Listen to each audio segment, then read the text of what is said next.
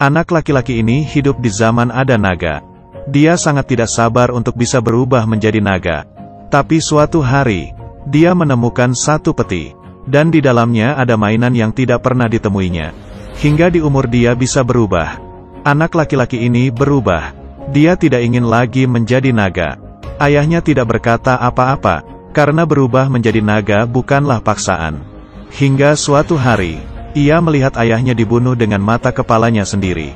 Dia sangat marah dan penuh rasa dendam. Dengan satu lompatan, dia berubah menjadi naga. Semua ingatan para naga pun masuk ke dalam ingatannya.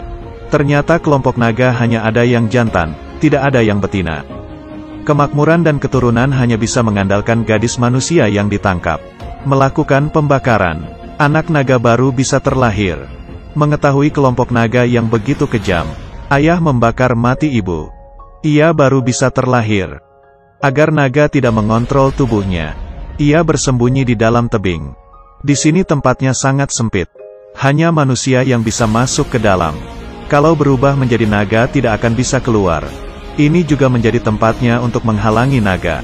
Tiap kali berubah menjadi naga, dia akan berlari ke sini. 10 tahun pun berlalu. Dia dan naga terus bertentangan. Dan kehidupan yang tenang selama belasan tahun.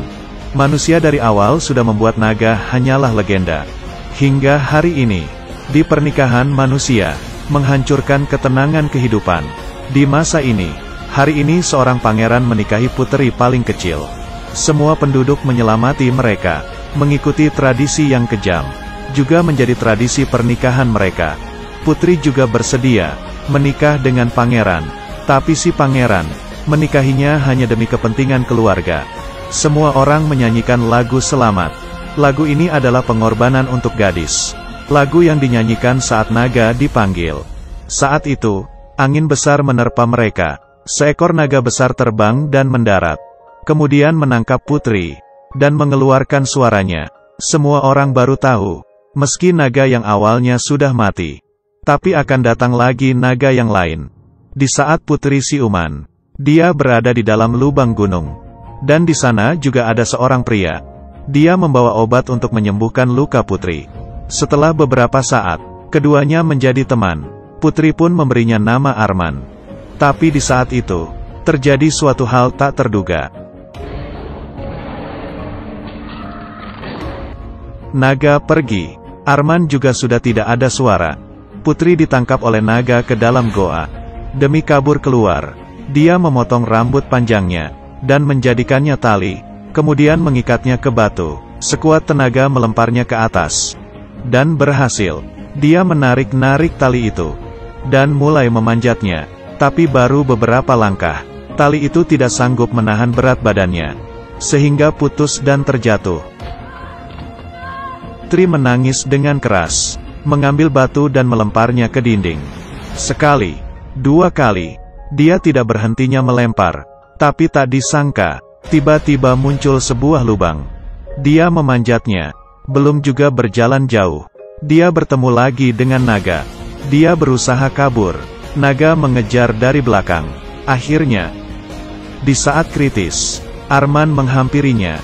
Putri tiba-tiba mengetahui, Arman itulah naganya. Putri yang ketakutan pun jatuh ke bawah tebing. Demi menolong putri, Arman juga melompat ke bawah. Tiba-tiba badannya memancarkan cahaya merah, dan berubah menjadi naga. Putri jatuh ke atas badannya dengan selamat, dan tubuh Arman terluka. Putri mengambil batu, ingin membunuhnya, tapi dia juga tidak tega. Pada akhirnya menolongnya, perlahan-lahan membawanya ke lubang gunung. Arman yang baru diselamatkan, tiba-tiba siuman. Dan tatapannya berubah lagi menjadi naga. Karena luka yang parah, dia teringat lagi dengan kejadian dulu. Putri mulai merawatinya. Di hari hujan, ia menggunakan kain untuk menghalangi hujan. Melihat Arman yang mimpi buruk, dia menyanyikan lagu. Keesokannya, Putri terbangun, dan Arman sudah sembuh. Di dalam goa menyalakan api, dan sudah mempersiapkan buah naga untuk Putri. Saat itu Putri pun memakan buah naga yang diberikan. Arman memberitahu Putri, dirinya bukan sengaja ingin menangkapnya, tapi karena lagu yang mereka nyanyikan. Dirinya tidak bisa mengontrol untuk berubah menjadi naga. Sehingga baru menangkapnya kemari. Arman sekarang juga tidak bisa untuk mengantarnya pulang. Karena hanya dengan menyentuh putri, naga di dalam tubuhnya akan terbangun. Kemudian, mereka berdua melewati kehidupan bersama. Mereka memungut beberapa kotak dari laut. Di dalam ada pakaian dan perabotan rumah. Juga ada selimut.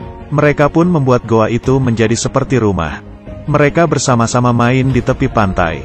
Hubungan mereka berdua sudah terjalin cukup lama, dan membuat keduanya memiliki rasa. Tapi hari-hari yang begitu indah, Arman mulai tidak bisa mengontrol naga di dalam tubuhnya. Ia takut dirinya akan berubah menjadi naga, dan melukai putri, sehingga sengaja mengatakan hal-hal yang jahat. Keesokannya, putri yang terluka hatinya, pergi meninggalkan tempat tersebut sendirian. Di perjalanan bertemu dengan Irgan, yang seharusnya menikah dengannya. Putri mengatakan ke mereka, naga sudah mati. Dia kembali ke kerajaan, dan raja melanjutkan pernikahannya. Sedangkan di sisi lain, Arman yang kehilangan sang putri, hidupnya juga tidak berwarna lagi. Dia sangat membenci dirinya yang berubah menjadi naga. Dia ingin mengakhiri hidupnya, dan berjalan ke tepi tebing dan melompat. Putri memakai ulang baju pernikahannya, dan sekali lagi baring di atas kapal. Kali ini tidak ada orang yang menyanyikan lagu. Semua orang berpikir pernikahan berjalan dengan lancar. Tapi putri sama sekali tidak bahagia. Dia mengetahui yang dia cintai. Putri tiba-tiba duduk. Dia tidak bisa membohongi dirinya sendiri. Dia sudah jatuh cinta dengan naga. Di depan Irgan, putri menurunkan mahkota di kepalanya. Mira, что ты делаешь? Я тебя не люблю. Что? Я не люблю тебя. Я люблю дракона. Semua orang pun emosi. Irgan yang marah karena pernikahan gagal itu langsung menarik tali. Tapi putri langsung melepas tali yang ada di kapal. Dan perlahan-lahan berdiri, bernyanyi dengan keras lagu, untuk menyambut naga. Tapi setelah nyanyian itu selesai, naga tetap tidak muncul. Saat itu putri sangat sedih. Dia mengira Arman tidak mencintainya. Tapi di saat itu, naga terbang dan mendarat. Dia datang. Putri inisiatif membukakan tangannya, dan dibawa pergi oleh naga. Так вот, что решило твое сердце. Naga melempar putri ke bawah. Dengan melihat seperti ingin dibakar mati, dia tiba-tiba memeluk naga, dan menyiumnya. Naga yang penuh kejam, pun dibuat kaget. Putri mengatakan, tidak peduli kamu adalah naga atau manusia. Dia tetap mencintainya. Mendengar perkataan sang putri, naga pun terharu. Dia mulai tenang, dan mengarahkan kepalanya ke dalam pelukan putri. Sang naga akhirnya tertolong. Dia mendapatkan cinta sejati dari putri. Beberapa tahun kemudian, mereka melahirkan seorang anak perempuan yang imut.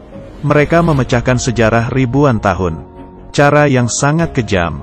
Sejak itu, naga dan putri melewati kehidupan yang bahagia. Ternyata, cerita di dalam dongeng semuanya adalah bohong. Putri tidak jatuh cinta kepada pangeran, tapi jatuh cinta kepada naga. Aku adalah Yun Sang. Ketemu lagi.